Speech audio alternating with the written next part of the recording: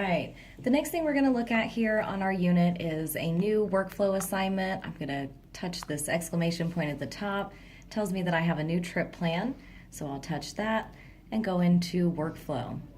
The purpose of this video is to review all the information and see where we can find everything we need to complete the load successfully. So on our main page, when we're looking at the trip plan tab, that is my current load assignment. Right up here is my order number, so 0034742. That is my order number, or as some drivers like to call it, my trip number.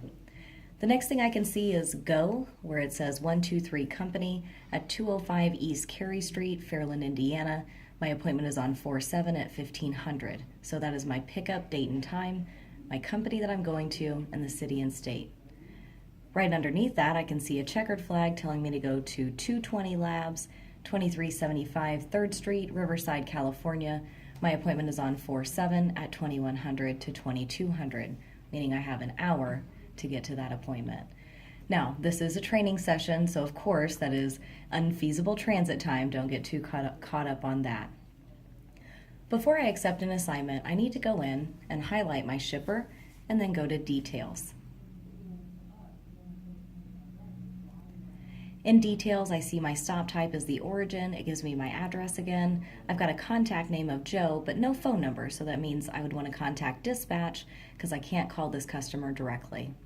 My appointment time, my cases, which is 110, my weight, which will be about 30,000, my pallet, which will be 10, and down there it tells me there's no driver loading or unloading, so that's letting me know I'm going to a live load assignment. I don't see any special instructions at the bottom, so there's nothing I need to further do in the Details tab. So I'm going to go back.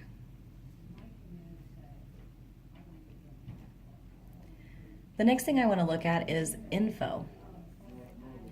That gives me my order number, again, my pickup, date and time, and down here it'll give me the trailer I'm supposed to pick up. There's not one listed, so that means I need to contact dispatch. It'll tell me my commodity, my bill of lading number, my temperature, maximum and minimum, my pieces, weight, pallets, which is 10, and loaded miles there at the bottom.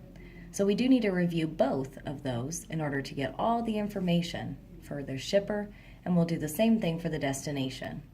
Usually, I should just be able to go into the Details section of my destination. You see I highlighted it there and went to Details. It tells me my stop type is the final destination. My contact's name is Anthony. No phone number. Again, I want to get a hold of dispatch. No driver loading or unloading, so I'm going to a live unload. I will back out of that. We'll look at the info again, but like I said before, it should really be the same. It shouldn't change from shipper to destination. So we are looking at all that. Still same, pallets, loaded miles, and so on. And we're done.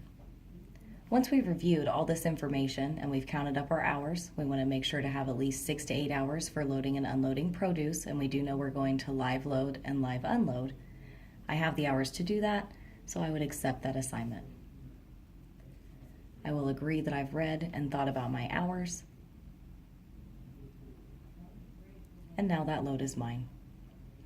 Thanks for joining us on how to see everything about workflow trip plans.